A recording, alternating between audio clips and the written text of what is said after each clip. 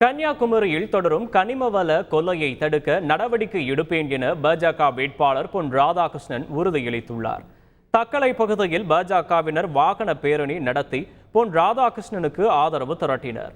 அப்போது பேசிய பொன் ராதாகிருஷ்ணன் 5 ஆண்டுகளில் மேற்கு தொடர்ச்சி மலையையே அழித்து விடுவார்கள் என கூறினார்.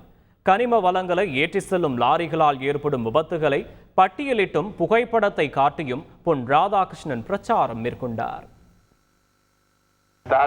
தலைமுறையாக இந்த மாவட்டத்து மக்களுக்கு சொந்தமானது கனிம வளம்.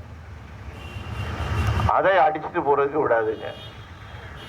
5 வருஷம் விட்டீங்கன்னு சொன்னாச்சுன்னா கன்னியாகுமரி மாவட்டத்தில் மேற்கு தொடர்ச்சி மலை இருக்காது, எல்லாம் கொள்ளடிச்சிட்டு போயிடுவாங்க. அந்த அளவுக்கு உள்ள மனிதாபிமானமற்ற ஒரு செயல்கள் எல்லாம் நடந்து கொண்டிருக்கக்கூடிய நிலையில் ஒரு மாற்றத்தை கொண்டு வருவதற்கு உங்களுடைய வாக்களை எல்லாம் தாமரைக்கு தர வேண்டும் என்று கேட்டு செய்திகளை உடனுக்குடன் தெரிந்து கொள்ள உடனே சப்ஸ்கிரைப் பண்ணுங்க.